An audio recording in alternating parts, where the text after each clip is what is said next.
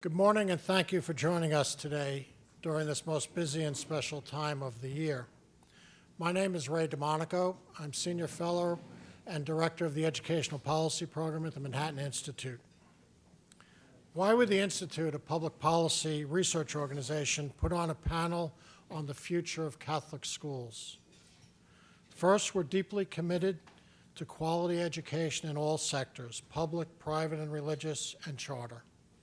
Particularly in urban areas, Catholic schools have always been at the center of the pursuit of excellence for low and middle income and immigrant families. Their success over the years informed a significant part of what came to be known as the school reform movement, particularly the early development of public charter schools. Secondly, the importance of values in education and the alignment of schools and family values has become increasingly apparent in all sectors.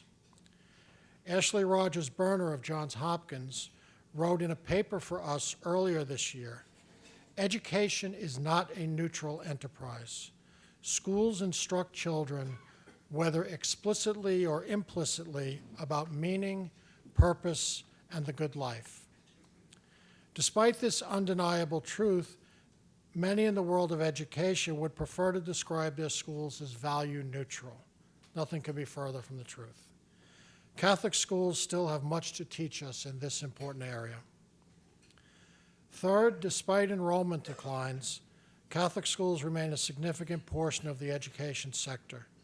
In New York State, close to 150,000 students attend Catholic schools, second only to the rapidly growing Jewish day schools and yeshivas in the state. Those schools, the Jewish schools, deserve a much more complete and honest portrayal than they have been getting recently in the public discussion, and we intend to pursue that avenue as our work proceeds in the future. Our work at the Manhattan Institute has always embraced the importance of private institutions of civil society. The schools we are discussing today are part of that social fabric, and that is why we include them in our work. Our panelists are described more fully in the packet you received this morning, but I'll briefly introduce them. Kathleen Porter McGee is superintendent at Partnership Schools, a nonprofit that manages 7 New York City Catholic schools in Harlem and the South Bronx. Previously, she had been a classroom teacher and served in leadership positions at the College Board, Achievement First, the Washington Archdiocese, and the Thomas B. Fordham Institute. Kathleen is also author of a Manhattan Institute paper released this morning and included in your packets. The title of that paper is Catholic on the Inside, Putting Values Back at the Center of Education Reform. Nicole Stell Garnett is professor of law at the University of Notre Dame. Her research focuses on a variety of issues, including property, land use, urban development, local government, and most important for our purposes today, educational policy. She is co-author of Lost Classrooms, Lost Community, Catholic Schools' Importance in Urban America, which detailed the negative social effects of the closing of Catholic schools in America's urban communities. She has also written on the topic of sector agnosticism, pulling together the policy approach to charter schools, public voucher programs, and choice within the public sector to embrace a child-focused rather than sector-focused reform agenda. Peter Murphy is a senior fellow for education at the Empire Center. He has served in various leadership roles in education reform, most recently at the Invest in Education Foundation, an organization that supports policies to provide access to quality school options for children. He previously worked for New York State Governor George Pataki, where he helped develop the New York State Charter Schools Act. His analysis of recent efforts by the State Education Department in the area of oversight of private and religious schools is also enclosed in your packet. Our panel will be moderated by Vanessa Mendoza. She is the Executive Vice President of the Manhattan Institute. An attorney by training, Vanessa is also a proud graduate of New York City Public Schools and the parent of a public school student. And with that, I'll turn it over to Vanessa. today and to our panel. Now, I know the group in the room, and certainly the group that will be watching online, is diverse. So some of you are here because you are interested in the promise of Catholic schools, but some of you are here because you've been on the front lines of Catholic schools, both here in New York and across the country, and of course, the front lines of the private school choice movement. And so because we have so many different folks in the room, I thought, Kathleen, I'd like to start with you, that we could give everyone some baseline numbers. So 55 million school-age kids in the US, 5 million in private school, about a third of that in Catholic school. But can you dig down a little bit deeper for us? Who are these kids? Tell us, paint the picture of the population of students that are served by Catholic schools today. Sure, and I was glad to have a heads up that I was getting this question because I cannot rattle these statistics off the top of my off the tip of my tongue. So I do have some notes here, and it is. I mean, as we all know, obviously, the number of Catholic schools, and urban Catholic schools in particular, has dropped dramatically over the past several decades. And so now there are about 6,200 Catholic schools nationwide. About 5,000 of them are elementary schools, and the rest are high schools. The Catholic school population has changed dramatically as the number of Catholic schools has closed. So today it's about 21% minority, 18% Latino among them, about 19% non-Catholic. And in the last 10 years alone, 1,200 Catholic schools have closed, and the population of the students that are served by Catholic schools has changed in that time. So the number of middle class and lower middle class students that are served by Catholic schools has dropped by almost half. Whereas the number of wealthy students that are served by Catholic schools has remained relatively constant. So we can see who is mostly affected by Catholic school closures. And just to put that in sharp contrast, as Ray said, I have the privilege of serving as superintendent of partnership schools, which we have 7 schools, 4 in Harlem and 3 in the South Bronx. And the population of our schools is very, very different. We serve the more traditional urban Catholic school community of low-income and immigrant families, which we're very proud to do. About 60% of our students are Catholic, compared to nationwide about, I think it's 20% are non-Catholic. So we obviously serve a slightly higher population of non-Catholic students. About 70% of our students qualify for free and reduced price lunch, 8% are English language learners, 67% are Latina, and 31% are African American. So we serve a very different population. And so to answer the question in the simplest terms, I think Catholic schools are looking increasingly elite and increasingly white, and I think that trend will continue if we're not going to do something to preserve the legacy of urban Catholic schools. So when we think about the kids that your schools are serving and all the kids who now don't have the opportunity to go to these schools, one of the things we need to be really clear about are what the outcomes look like, right? Like, so what are they actually missing out on? So Nicole, I'm gonna go to you because I know you've been deep in the data here. I mean, tell us, describe for the room, what is the Catholic school effect? So I guess I think most discussions about the Catholic school effect focus on academic outcomes, which I'll talk about just briefly, but I also want to talk about 2 other kinds of effects. So as far as Catholic school effect, as Ray pointed out, I mean, I think I like to describe Catholic schools as you could argue they're the most efficient, the most effective anti-poverty device ever devised in the United States. I mean, these were schools that really did begin to educate, their whole purpose of being forever has been to educate the poorest of the poor, to lift people out of poverty. And the evidence, the social science evidence suggests that they have done that quite well. So beginning with the work of Father Andrew Greeley, it demonstrated dramatic effects on academic outcomes for poor and minority kids. The effects were much higher. The positive academic effects for disadvantaged students and minority students have always been in Catholic schools much more significant, and maybe not even particularly significant for more advantaged students. Derek Neal, famous work on the Catholic school effect, showed that the percentage of the likelihood of a disadvantaged minority student graduating from high school increased from 62 to 88%.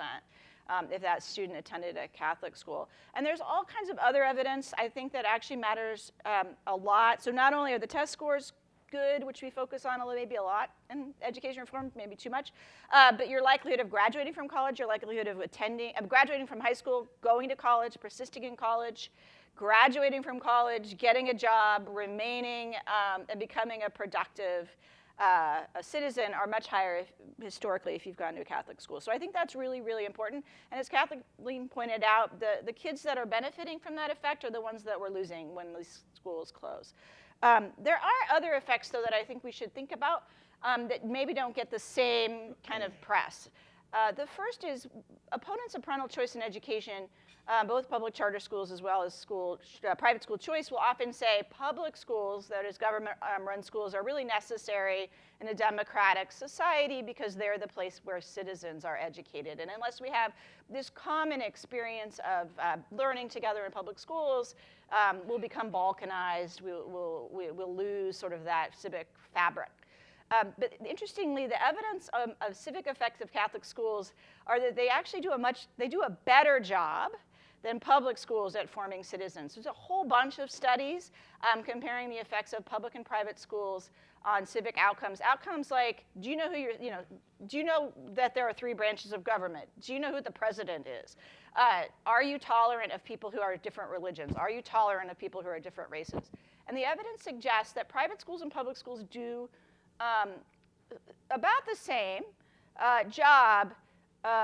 Private schools do a little better, but Catholic schools actually outperform all sectors in the education of good citizens. So it's not just civic outcomes as well as academic outcomes.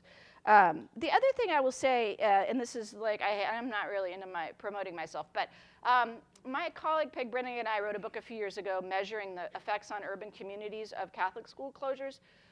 We studied Chicago and Philadelphia, and we found that when Catholic schools closed in these cities, the neighborhoods became more dangerous, crime increased. We also found they became less socially cohesive. So social capital went down in these neighborhoods when Catholic schools closed. And we think, if you're economists, I can talk about causation. So we compare, but I'm not going to right now. Anyway, we also looked at the effect of open Catholic schools, and we found that open Catholic schools in Chicago, for example, were associated with about 30% lower crime rates in a police beat. I actually don't want to talk about causation there, but we really have this evidence that the schools are stabilizing neighborhood institutions, and I want to emphasize that we were not looking at all about who was in that building. We didn't know who was in the building. We were only looking at whether the building was open and operating as a school. So I think all 3 of these things are really important Catholic school effects. So Nicole, the beginning of your comments, you're saying how much there is a focus in the education movement in general on the academic performance piece. But now there are some questions about whether or not there are other things that are important, particularly as we see some kind of disappointing results, even from our absolute favorite charter schools, about how kids do once they go to college and afterwards, right? So people are starting to focus, I think, on those pieces that you've mentioned, right? So this is the civic engagement, the community. Now, Kathleen, I'm going to flip back to you, and Peter, I'll come to you in just a minute, because this gets right to the heart of the paper that you've done for the Institute that's released this morning, which is the how do you get to those outcomes piece? What's actually the magic sauce that happens in Catholic schools? So can you describe that for us? I mean, you're doing it every day, both as a person in charge of schools, but you did it in the classroom too. So give us a sense of what that looks like. I think what makes Catholics really uniquely Catholic schools uniquely well suited to driving those long-term life outcomes that everybody is trying to replicate is that we take basically a values and faith first approach. And I think about, there's a quote, I think it's by C.S. Lewis, and it's like, if you aim for heaven, you get earth thrown in. If you aim for earth, you get neither. I feel like Catholic schools do the same thing. We're not aiming for academic achievement. We're aiming for something deeper and more important, and we get academic achievement, thrown in. And so there are a number of different things that I think are inherent to Catholic education that really do serve students in ways that maybe we haven't fully appreciated, and that certainly have not been replicated, I think, in other charter schools and in other turnaround schools.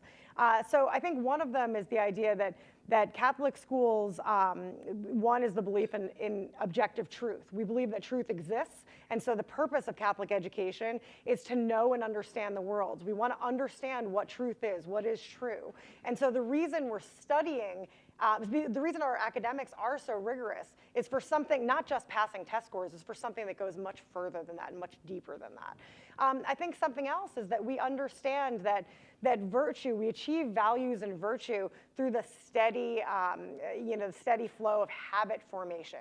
So we're building habits. And we're doing it not just to have control or order, though that is a byproduct of the habit formation, but so that we're building in the students we serve strong character and strong habits that will serve them later. And I think that habit formation is really important. So we understand that our goal is to, well, first of all, we believe that all humans are given free will. You have freedom, and that is good, that is as God intended. But if you have freedom, you then need to have the character and you need to have the habits that allow you to choose freely to do good. And that is one of the important purposes of Catholic education, to make sure that students have those skills and those values they need to choose to do what's right, to choose to do good. And that's something that is enduring. That means long after you graduate, we're not going to try to follow our students past, when they graduate from us to make sure that they don't kind of fall. We're going to try to arm them today with what they need so that they don't fall later. And I do think that those things, which are just inherent to both the Catholic faith but also to Catholic schools, have driven those college persistence and have driven some of these long-term life outcomes. And how do you think about, if you look at the entire pool, the 6,000 schools that exist across the country, how evenly across those schools is that idea actually being exercised? I mean, I don't know all 6,000 for sure, but I mean, it's inherent to our faith, right? So, and that's the interesting thing. When you think about, when I say a values first or a faith first, Catholic schools, they begin with what they believe about the world, what they believe about humans, what they believe about God. And that is what drives everything else that happens. And so it's true that the charism is different. It's true that each Catholic school community is unique, and there's something really beautiful about that. But there is a very common, larger purpose that's bringing us all together. And I think that's what you're going to see across all 6,000 schools that's going to be common. I mean, obviously, let me be clear, not every Catholic school is perfect, and we know that, just like not any kind of school is perfect. And we do struggle, but having that sort of larger purpose that moors us all and grounds us all, I think it provides a foundation upon which so much else can rest. Can I just add one Yeah, little thing? please. So I'm looking at my former colleague, Christian Dalvis, sitting in the front here, now works for Kathleen, Anyway, Christian used to say, when I worked with him at the Alliance for Catholic Education, the foundational principle of every Catholic school ought to be, and hopefully is, that every child that we're teaching is formed in the image and likeness of God. And if you believe that, you're not doing your job unless you're forming that whole person. And I think that's really an important part of the magic of Catholic schools, is that they not only do hire people and form people, ideally, that have that first principle. Every child is formed in the image and likeness of God, and therefore it's our job to give them their full God-given potential, because otherwise we're just letting him down. And I think that's really one of the reasons why the school charism tends to be different. And I think, can I just add one final thing? I think one of the things that's really interesting. So, the paper is titled "Catholic Schools on the Inside," explicitly because charter schools, when they looked at Catholic schools 20 years ago, and they said, "Why are Catholic schools thriving when so many other traditional public schools are failing?" They looked at kind of the externalities of Catholic schools. They were like, oh, you have uniforms, you have discipline, you have safety, you have order. And they've replicated those things. But that's what, again, Eva Moskowitz used the term, that's what makes us Catholic schools on the outside. What makes us Catholic schools on the inside is that belief and is our faith and our values. So, Peter, I want to ask you, there are a lot of people in the education movement that have been, like those of us at the Manhattan Institute, so excited at the growth of the charter school movement for so long, right, for so many of those years. And then there was a question, is the charter school movement enough, right? Can we cover it? And it's not just coming, I think, from folks in the movement, but this is also some of the instincts that are coming from people who are leading parishes across the country. Maybe we can't keep the school running, so perhaps we'll just turn it into a charter and hope that we can retain some of our inside. Now, is that possible? I mean, how do you react to that? I think the idea of desiring mana from the state to keep our school open and call it a charter or like a religious charter, I think is a non-starter for several reasons. I would resist that temptation, I would tell people. The future of Catholic schools is grim on an enrollment level. It's dropping precipitously, and that's economics related, right? So the idea of, well, if we became charter, like, you know, in a post-Blaine world, let's say. Explain for the audience, Blaine, please. Just So, that we so get the Blaine amendments, New York State's a Blaine amendment state. It forbids constitutionally public monies going to religious schools, directly or indirectly. Now, I think Blaine, in many ways, has become like the 10th Amendment to the Constitution. It's there, but it's almost a truism. It hasn't kept school choice programs from flourishing throughout the country. I mean, 18 states have tax credit scholarships programs on the books. One of them is being litigated before the U.S. Supreme Court. But that's been litigated before the Supreme Court, and the outcome was very favorable. So voucher programs exist, et cetera. So school choices, Blaine is not keeping school choice from thriving. Politics are. And it's understandable to want this, like, how do we get this charter revenue stream coming in our door to keep our schools open? I think in a post-Blaine world, the political hurdles to that are, I think, are far more insurmountable than just going for a private school choice expansion that will change the economics for families to be able to sustain enrollment levels, to stabilize them and to sustain them and even increase them over time. I think the private school choice is a much more realistic way to attack it, because ultimately the politics are such that I think private school choice, as hard as that may be in a state like New York in particular, that's an easier sell than trying to get that charter money and call ourselves a religious charter school. In addition, if I could add, it's a compromise, I think, that you don't want to make with the state. And akin to that is the state has embarked on this obscene regulatory effort to conform religious schools to public schools. This whole draft regulations that are out there right now, that's still percolating. Particular to New York State. Particular to New York State, thank you. That is an example of why charters are just not the answer, religious charters, because 140,000 parents rose up and opposed that.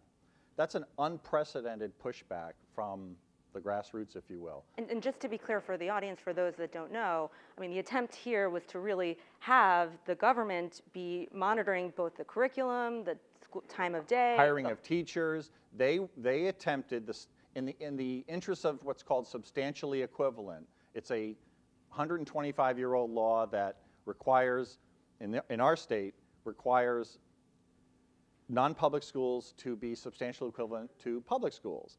And it's not really been enforced very much over the decades, but there was an effort over the summer to change all that. And it's still underway. But my point is, the pushback by parents was overwhelming, and it really got the attention of the state. And why did parents and the school community resist that? Because they don't want to be pushed into becoming more like public schools. They want to be distinctively religious and have their independence. And if you become a religious charter, assuming that was even possible legally and legislatively, well, that just flies in the face of what 140,000 parents spoke up against. You're going to compromise who you are on a religious level if you become a religious charter, in my view. I think it's a non-starter. Nicole, I want to go to you on this too. Tell us what you think about Well, I want to put my lawyer hat on for a second, and so just to talk a little bit about this religious charter school idea. I think it's really important to clarify this. Peter's talking about, I think, post-Blaine, what if we could have authentically religious charter schools legally? And I actually have an article saying that might be possible. I think politically he's right. It's not really, it's a non-starter. But right now we can't. So it's important to keep in mind when we talk about religious charter schools, some people say Catholic charter schools, what the legal restrictions on such a school is. First of all, charter schools are designated as public schools in every state in all federal laws. So public schools must, the Establishment Clause jurisprudence in the Supreme Court is confused, but it's clear, public schools must be secular schools. So the inside part that Kathleen describes is gone. Now that doesn't mean that you can't have religious ed after school in a charter school building. You could have religious ed after school in a KIPP charter school building, as long as the church owns the building and structures the lease in such a way as that's permissible legally, lease-wise. But you can't have religion in the daytime. So that's important to think about. To what extent is the secret sauce partly the fact that the idea that religion, our faith, pervades math and science and everything else that's going on in the building. But I also think it's important to keep in mind, it's not just taking Jesus out of the classroom and crucifixes off the wall. Almost all states prohibit churches from operating charter schools. So the Catholic Church or the yeshivas, the Methodists, they can't run charter schools. So they lose their operational control over the schools. And also there are certain privileges for being a charter school that for being a religious school, that enable religious schools to hire and fire for religious and other mission. The Supreme Court of the United States has made clear that if you are hiring and firing for religious mission, if you're hiring and firing ministers, including religious school teachers, the government can't regulate that. So you lose that too. So it's not just, taking the crucifixes off the wall and kind of stapling religious ed to the, after school. There's a lot more to it if we choose to go down the Catholic charter school route. It's really complex. I mean, tell me how you think about this, and Kathleen, particularly you, since you've been in the classroom, and had that experience. I mean, it seems it would be impossible to teach without any values, that every school, no matter what kind of school it is and who has leadership there are values that are being proposed to the students implicitly or explicitly every single day. So if the Catholic school option goes away, we know we can't do that point of view, but there are other point of views that still currently exist, right? I mean, isn't that also as big a threat as just the fact that the Catholic schools are starting to disappear themselves? Yeah, absolutely. Well, it's a threat to religious freedom, right? I mean, because obviously it is absolutely true. There is no such thing as a values neutral school. And what we see in public schools, I would say, particularly over the past 4 decades, we've seen an increase in relativism, people saying taking a morally relativistic approach to teaching values. Again, you can't eliminate the values, but you can say all values are equal. But relativism and neutrality are not the same thing. That is a value you are teaching. And so if Catholics, we believe that actually truth is objective and not subjective or relativistic, then if you're teaching relativism, you're teaching something that's at odds or sort of incompatible with my faith. And so from a religious liberty standpoint, what does that mean for me as a Catholic mom who wants to be raising my children in the Catholic faith? That's something that I would need to grapple with in a very real way. And it goes back to first principles and why Catholic schools exist to begin with. Catholic schools exist in America as we know them today because public schools were Protestant. Again, unapologetically so. They taught the King James Version of the Bible. They, forced students to recite the King James 10 Commandments. The McGuffey readers were explicitly Protestant. These were Protestant schools. And Catholics said, we don't want Protestant schools, we want Catholic schools. So we are going to create Catholic schools that are separate. And so, as long as there have been public schools in America, there's been a fight over what values we should teach. So from a simple religious liberty standpoint, we should be fighting hard for school choice and to preserve Catholic schools. And again, not just for the elite. I think one of the things that's most tragic is that what's going to be left, if we don't act quickly and really think in an innovative way, what's going to be left is that only upper middle class and wealthy people will have the right to educate their children in the faith in Catholic schools. So one little thing about religious liberty, I do think it's really important to point out, and this is your comment about manna, but look, I believe, and the Catholic Church has argued for 175 years, that an education policy that tells you must give up your faith commitments to get public money is an unjust policy. So that's what's happening. Do I fault, sometimes I get frustrated with, do I understand why a bishop would close a school and turn it into a charter school, turn it over to a charter school? Yes. I understand. It's seen as a second best solution, but it's really a deeply unfair question to put to a religious school. Oh, you wanted money? Fine, you just stop being, give up your faith. I think that's really wrong, and it's in fact something the Supreme Court is confronting constitutionally, whether it actually might also be unconstitutional. The Supreme Court is sort of confronting it constitutionally. The other thing I will say about education policy is, as Kathleen said, look, we really ought to be pushing for authentic, pluralistic education reform, which includes religious schools. If Catholic schools and Jewish schools, which has happened, and some Muslim schools, which has happened, become charter schools, it takes, in some sense, can take the wind out of the sails of the argument in favor of authentic, pluralistic education policy, because then what the policymakers want is the educational effects of those schools, and they can say, well, we captured those. Charters are enough choice. So I think there are political implications as well. So if we're going to continue through the Catholic schools to do the type of teaching we've just described, to get the outcomes we've just described, and serve low-income kids, right? It seems that it's totally and completely dependent on an expansion of the private school choice movement, something you've been on the forefront of at least a piece of it for a very long time. So give us in brief the sort of state of play on tuition tax credits right now. This is one of the big potential helpers for the Catholic schools. So 18 states have something called a scholarship tax credit, where the donor makes a donation to a scholarship fund, which then distributes the monies to parents in the form of a scholarship to go to a K-12 school. That's just fundamentally how it works. It's an indirect benefit. It's a direct tuition tax credit would go to the parent to write off on or to credit their taxes to cover tuition amounts. Either vehicle would be effective, would be a boost, because again, we have an economic problem where working and middle class families, even modestly priced tuition, are having a hard time affording it, especially in a place like New York, where the cost of living is what it is, particularly in the metropolitan area. You're paying $8,000 or $10,000 in school taxes alone, or combined property taxes. So the economics have to change, and until it does, this bleeding of enrollment is going to continue. And so so key to it has to be a sustained visibility and political effort to engage lawmakers on this. And it's been tried. We've come close to achieving a breakthrough in New York, but we did fall short in recent years.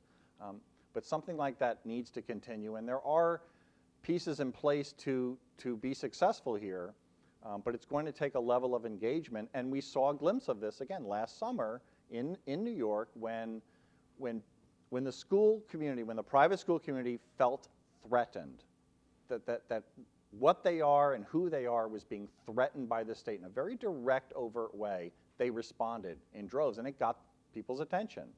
But the threat remained, even when this regulatory thing settles down in a hopefully good way, and I think it will, you still have that existential threat. It's just taking a little, it's not as immediate, it's not as obvious perhaps.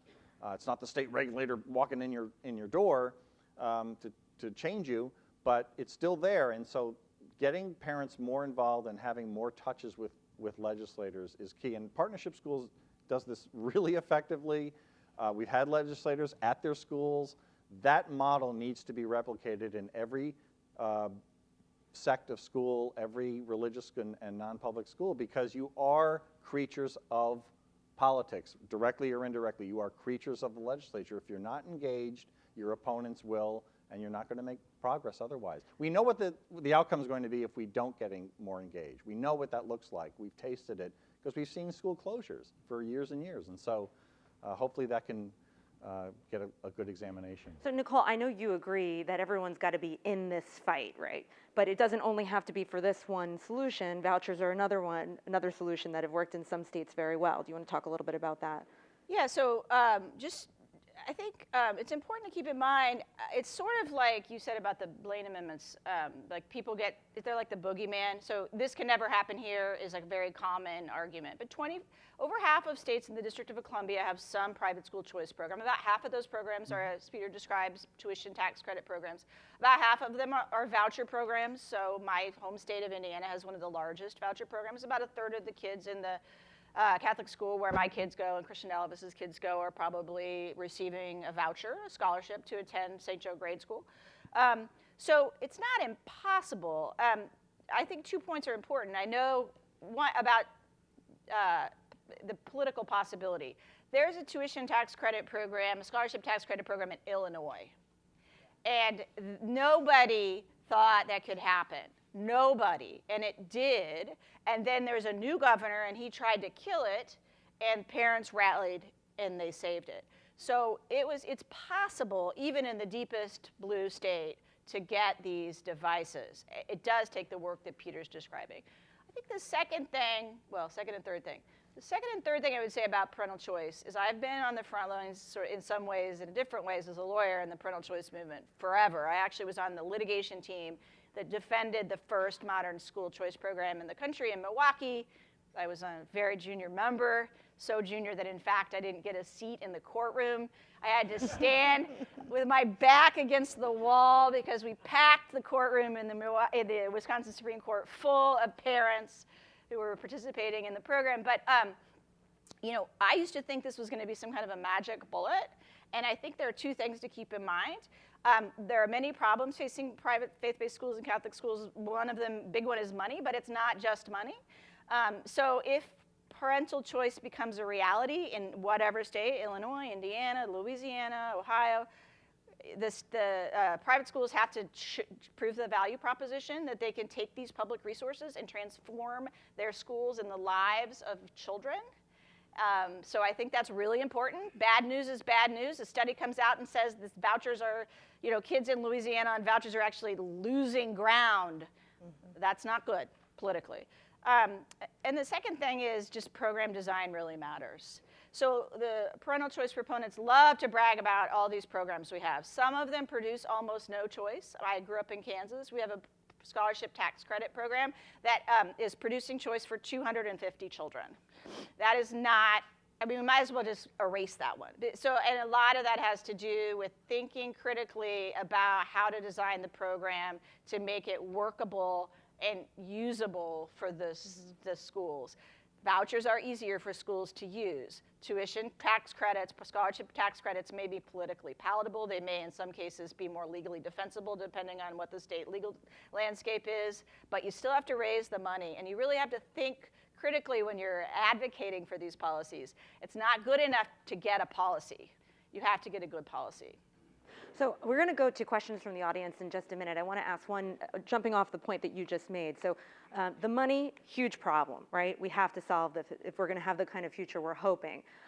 But it's not just program design in terms of the different ways that we can ensure that there's a flow of money to the programs. It's actually the program design of the schools themselves, right? So Kathleen, you want to tell us a little bit about it? Because you really are right at the cutting edge of how you think about the new Catholic school and the structures that it can have. Yeah, well, I agree, Nicole, with you 100%. Catholic schools, especially, I mean, because it serves kids well, we always need to be great. But especially in this moment when we are fighting for our lives and fighting for our own survival, we have to embrace competition, and we have to embrace the challenge to demonstrate, not just to ourselves, but to everybody, that we are worthy of this time and of this investment. And that's something that we've taken on here in New York head on. If you look at so all Catholic schools in the Archdiocese of New York take the New York State test, which is great. So our schools took the state test before we became the Partnership Schools Network, and our achievement results were terrible. I mean, they were really unacceptably low. And we took that challenge head on. We publicized our results, and we said, we are going to make these better. That is not the only thing we're going to do. We're obviously going to stay true to our Catholic roots, but we're going to make sure that we are serving our children and serving them well across everything that we do. And so we have tried to support each of our communities. And I will say that in order to strike that balance, because I do believe that the foundation of Catholic schools and urban Catholic schools in particular is so strong. So what we worked to do was unlock the potential of the schools. We were hoping to free principals up so that they could actually serve their teachers better and serve their students better. We were trying to get resources into the hands of teachers. We know that too many Catholic school leaders and too many Catholic school teachers have been under-resourced and under-supported exactly because we don't have a lot of resources. And so that is something that if Catholic schools schools around the country need to embrace that, embrace transparency, and embrace the challenge of the turnaround work that we have to do. Okay, we're going to go to the audience. If you would put your hand up and just wait for the mic, please say your name and make sure you are asking a question. We'll go with Michael right here in the front. I'm Michael Myers, president of the New York Civil Rights Coalition. Public versus religious.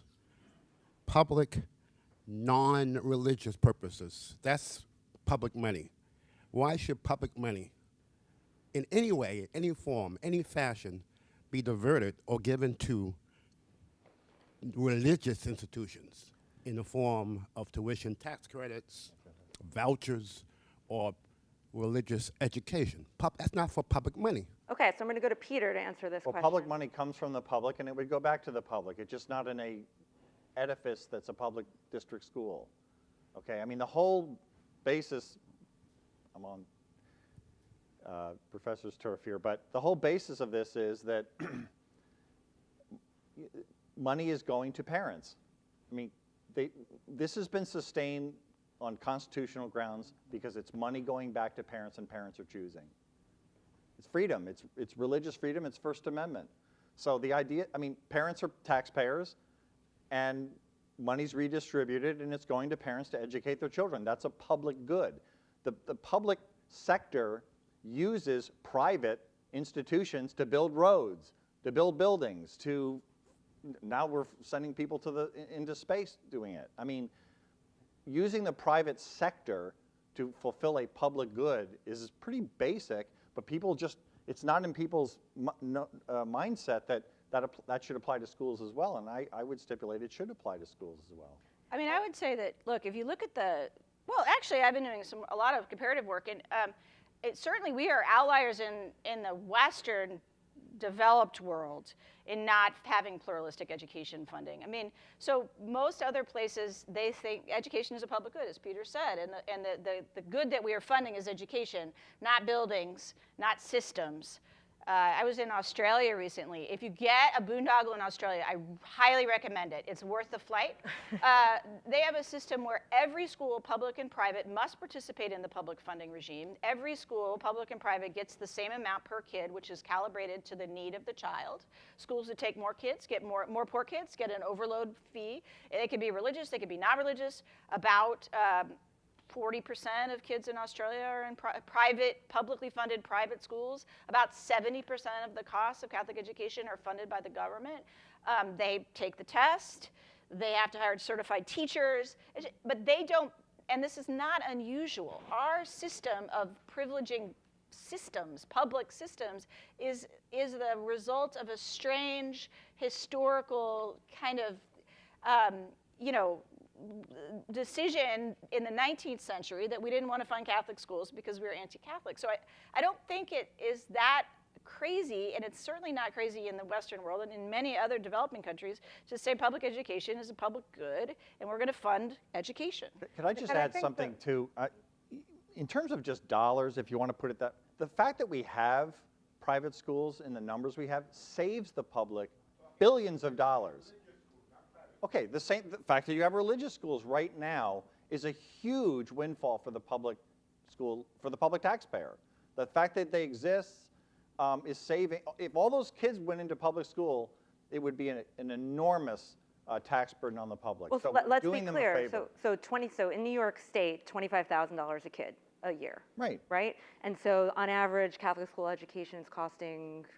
Ours is about $10,500, so we're far less than half of what it costs either the public charters or the traditional public schools to educate here in the city. And most often far better returns. Well, and the kind of shift we're talking about, so in New York State, there's something called a film tax credit. It's $400 million a year that's given to movie moguls to film in New York. Half that amount would make a huge marginal benefit to sustain low-income people to continue and to go to religious schools. Half that number.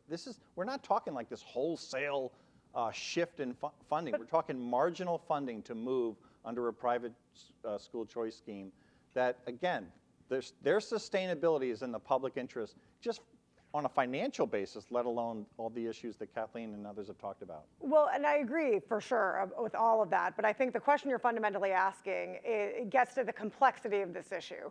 And I think we can all agree that the outcomes of education are a public good, but children are not a public good. And so this is at the intersection of individual liberty and what's good for society. And so we need to find better balance here, and I don't think we have. Well, and one other point I think that comes from all of this is if you're really focused and interested in making sure that low-income kids have options, we have to remember that we are fighting a multi-front battle on the charter front movement, right? We want to expand charters, but we're having trouble there too, and expanding the opportunity for kids to go to Catholic schools isn't just another way of us trying to get at that same problem. Can I actually follow on Michael's question for you, Nicole? Just one quick question for the audience here. For the other countries, Australia and otherwise, that have a more robust pluralism in the way that they support these schools, are the schools ending up as independent as we have just described is important here on this panel, or are they subject to more regulation given the fact that they've been accepting this financial support? So it's a great question, and it's a complex question that I could not summarize the world right now. So I do think, and this goes to something about Kathleen said about transparency, in most places in the world, public funding comes with more accountability. I think sometimes in some places that accountability bleeds into control, and that's problematic. For example, in Kenya, or in most post-colonial African countries, all schools were nationalized. So most religious schools are actually public schools. That's gone too far, right? But in other places, accountability looks like transparency. It looks like the acceptance of a uniform assessment, the acceptance of a baseline curriculum. So I think in the US, we are used to, one of the trade-offs we've had is no money and tons of autonomy. So as we move down the road toward a more pluralistic system in the United States, these questions are going to be front and center. And in other countries, have struck different compromises on that. But yeah, in most of them, in the developed world, there is enough autonomy where I would say school identity and school charism is maintained. But I do think it's a great question. It's one that lots of other countries have dealt with. And if we're going to go down the road of moving toward more private school choice, it's one that we are going to have to ask ourselves. What is the line between accountability and control? And do we have the courage, when the government crosses that line, to walk? Right? And I think that is a political question primarily, not a legal question. Okay, next hand. Here, Roger Hertog, right here up in the front. Just wait for the mic. It's coming to you. Good morning. Congratulations on a wonderful program. As someone who has been worked in these fields for Catholic schools and Jewish schools, just vouchers of any kind, it's been something that I'm almost been obsessed by it all of this time. But I want to push back on something that you have artfully moved the conversation. On one hand, you guys are all for transparency. Now, on the other hand, I would say probably one of the largest reasons, certainly in this state, New York.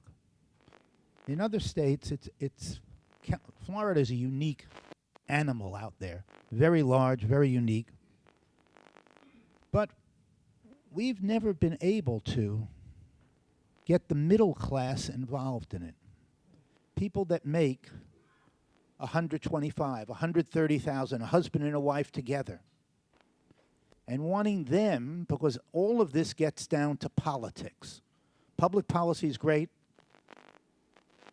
but most of those families, many of them, question whether they would want to send their kids to your yeshiva school in Brooklyn, a wonderful school in terms of values, faith, but when their kid comes out, they don't really have the highest scores in terms of reading, in terms of math. And it's great, by the way, that Catholic schools have done so well, especially high schools, in sending kids to college. But the real question is, are you set up and is your transparency set up? I'd say this is true for the Jewish schools as well, to really get kids to achieve great things. So Regis High School, which is not a good example because it is so extraordinary, has achieved enormous amounts. You look at their graduates and they're all over the place. If you don't have that higher level of achievement, won't you always have a ceiling? Won't you always lose in some way or another those middle-class parents that have to change the political minds of the people that represent them in the city and in the state? Are you asking that we should be competing on academic achievement as much as anything else? Is that, am I understanding sort of the heart of your question?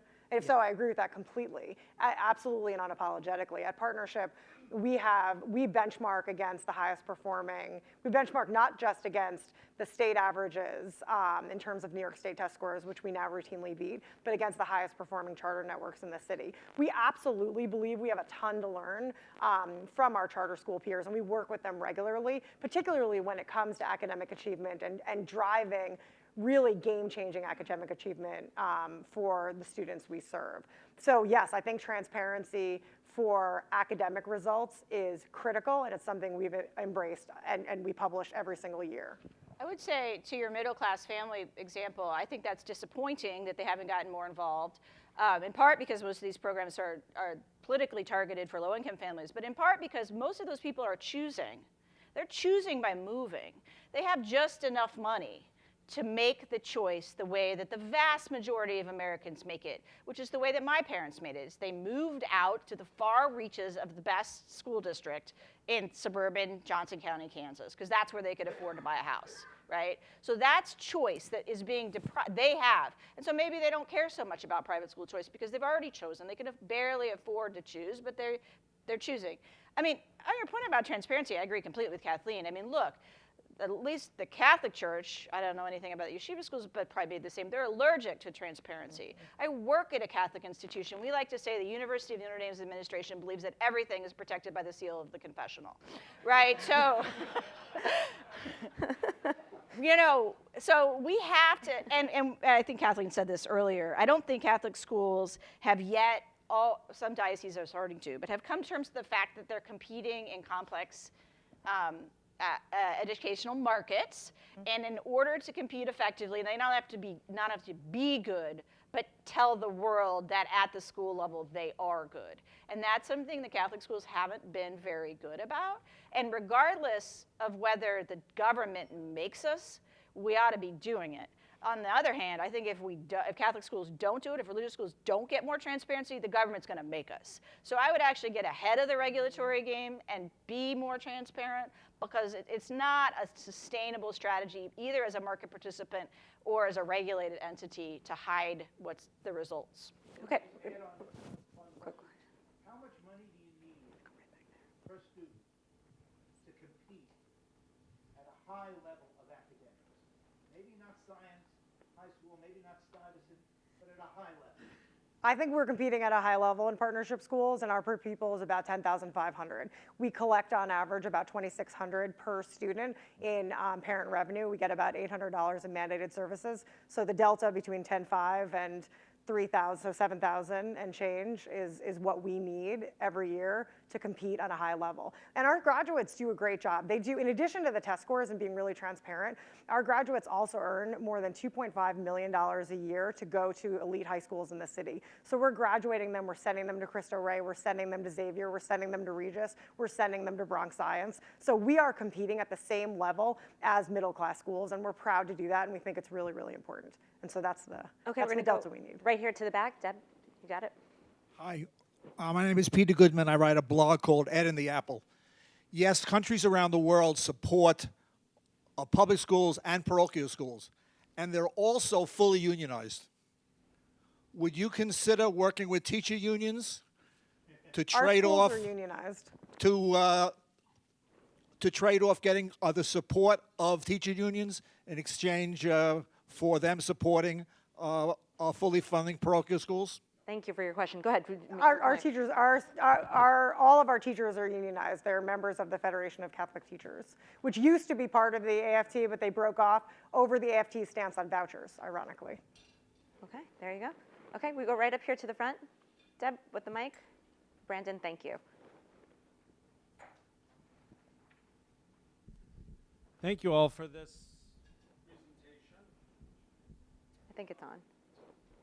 Brandon, can you help with the mic? Just make Check, check. There we go. Thank you all for this presentation. Can you just speak a little bit to the report that you put together of putting values back? I think Catholic schools have struggled as staffing has shifted from religious to lay over the decades, and as Catholic schools have struggled with resources and increasingly non-Catholic populations. What are some of the things in partnership schools that you've done to rebuild, reinforce, and grow that strong culture that in many ways is the envy even of very successful charter school networks?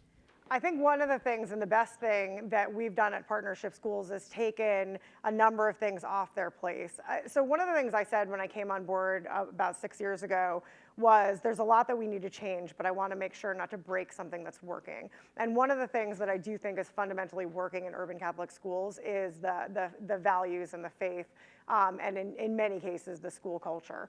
And so what we did was we focused on curriculum, we focused on instruction and professional development, we focused on operations and finance, which has allowed and freed up our teachers and leaders to do what they do best. And I think that when we think about turnaround, Catholic school turnaround, particularly here in New York and elsewhere, I think that that needs to be a big portion of it. Obviously, there's some work. We say that we like to talk about culture as being a garden. You have to constantly cultivate it to make sure that it doesn't wane or it doesn't die.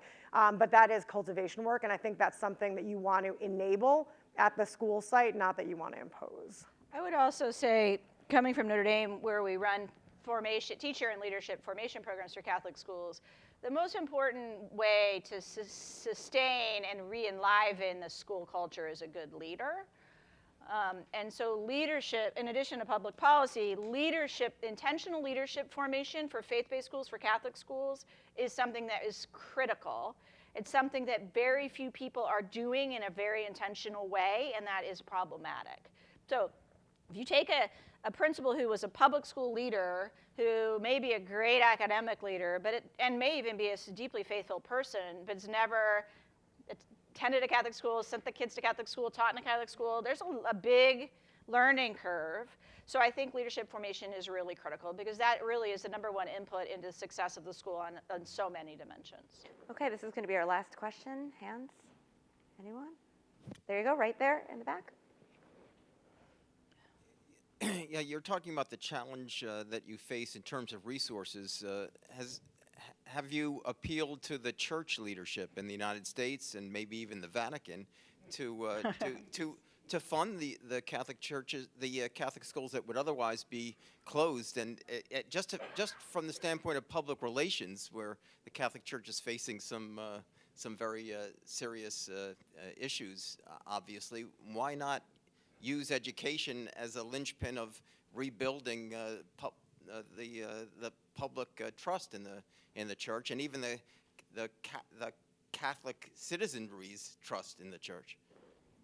I guess I would say that I think the church is an imperfect institution. The Catholic Church is an imperfect institution, but one of the things that it's done quite heroically, to the point of exhaustion, is support urban Catholic schools, particularly in this archdiocese and many other major urban dioceses, where the schools they're not revenue producing. Very few kids are paying tuition.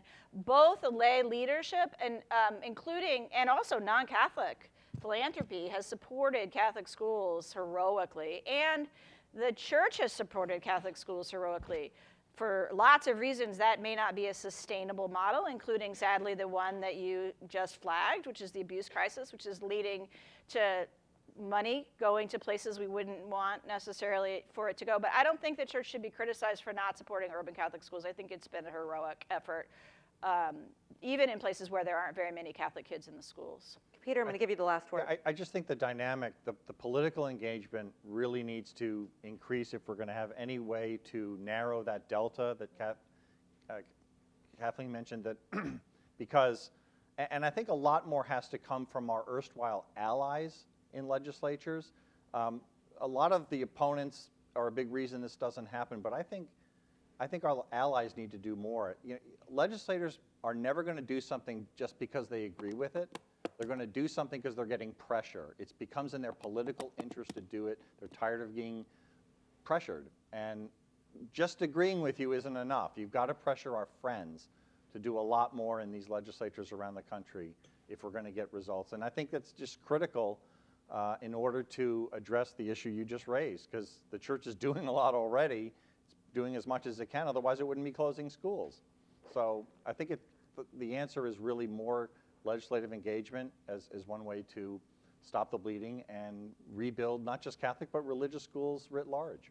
So for more of what you've heard today, please make sure to read Kathleen's report that's in your folder or can be found on the Manhattan Institute's website. You can read Peter in the pages of the Institute's magazine, City Journal, and in just a few months, you'll be able to read Nicole in the magazine as well. So more to come. Thank you so much to the panel and to all of you.